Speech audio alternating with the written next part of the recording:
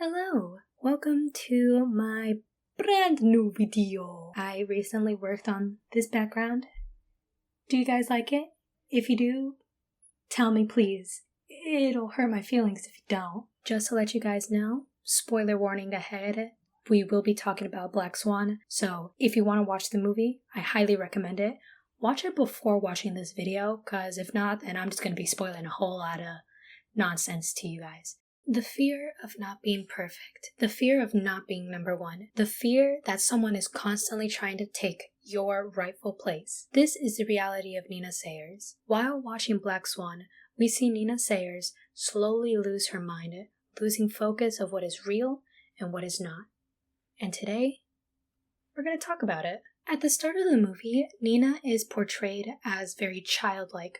Her room is very little girl-esque. Her mom treats her like a little girl, and everyone around her kind of knows that she is just very sensitive, very fragile. It's not till we meet Lily, who is the Black Swan of this movie, that Nina Sayers finally starts breaking out of her shell, finally becoming the Black Swan Thomas wants her to be. A criticism Nina constantly gets is how she's way too focused on her dancing skills. She's not loose enough. She's not able to lose herself in her dancing. She's just paying attention to her techniques and how she does it. This is the start of her downfall, as we see her innocence slowly fade away as we continue watching this movie. Nina faces many obstacles, including her mom, who is probably jealous of her because, as said in the movie, she had to give up her role as a ballet dancer to raise Nina. Lily, who is seen as the better Black Swan than Nina, so Thomas kind of threatens her about it. And Nina herself, unable to let go of that sensitivity, that innocence that she has, and fall into the despair of the Black Swan. Towards the second act of the movie, we slowly see Nina going more and more towards Black Swan-esque. She finally stands up to her mom. She finally goes out with Lily, goes partying, drinking. But as all of this is going on, we see Nina lose herself more and more. Mirrors is a big factor in this movie.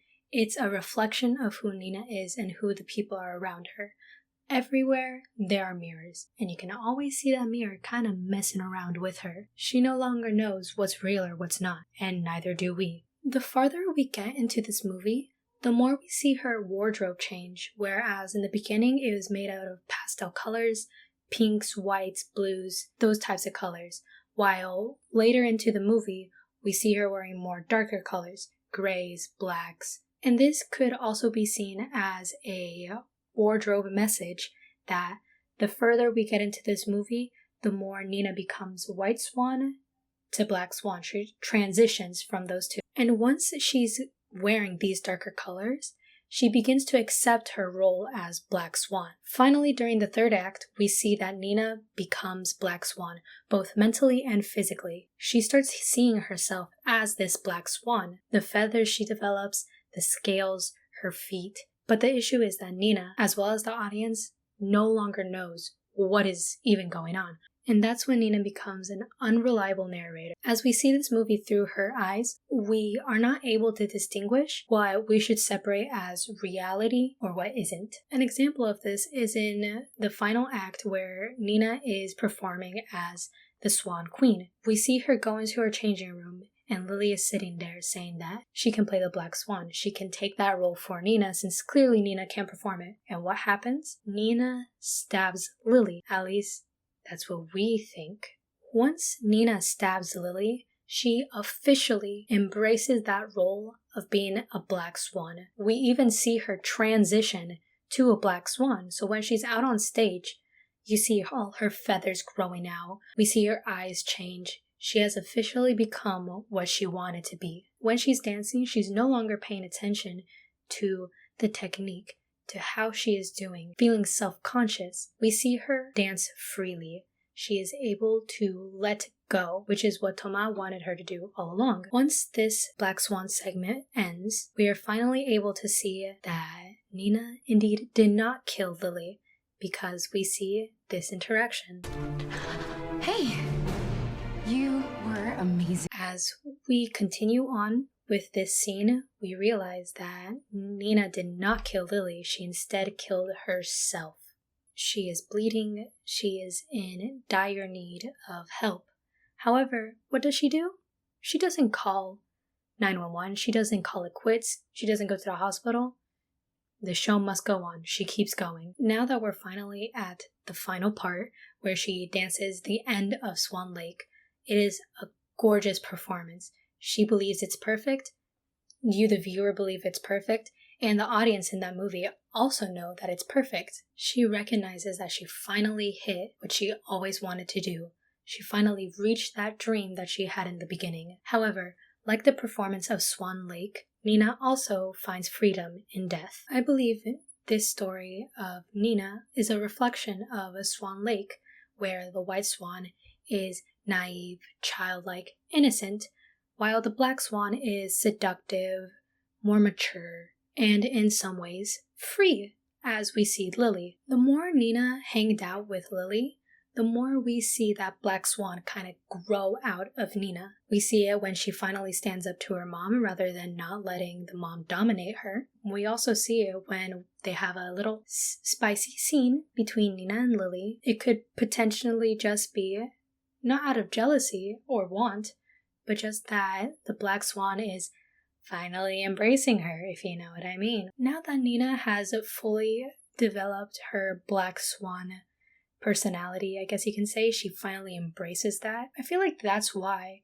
in the beginning, where she was either dropped or she fell, that she wasn't able to do a perfect job at playing White Swan, unlike the other times she's rehearsed, because she's no longer the White Swan. And unlike most movies, this movie actually fades to white rather than black, which you, the viewer, can take in many ways. At least for me, I see it as her accepting death and finally being able to be free, like the white swan who finds freedom in death. It is beautiful, but a very tragic ending, because as she looks towards the audience before her death, her last look is at her mom. And although we know that the mom is very overbearing and very intense, it's hard to have a daughter not love her mother. And although this performance was close to perfection, their journey was not near perfect at all. Well, that is the end of this video. I hope you guys enjoyed it, because I know I did. And yeah, I'm finally getting the hang of this. As you can see, I am finally no longer whispering like this. I'm no longer doing ASMR. But yes, I appreciate all of your guys' support. I don't really like begging for stuff, so I'm not gonna beg. I'm just gonna put it out there.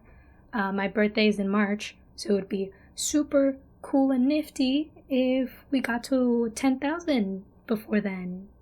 So yeah, I recently got partnered with YouTube. Yippee! Thank you so much for that opportunity. If you want to support my channel, it would be really cool if you join my membership to become a little mice. It'll be $2 a month. You get all these benefits. And if you want to be a big mice, then you get all of these benefits, which I think is really cool. But you don't have to if you don't want to. Don't feel pressured. It's okay. It's okay. Well, guys, I hope you have a wonderful day or night. And yeah, goodbye. For today's song recommendation, I'll be recommending this song, Hilak by Imogen Heap.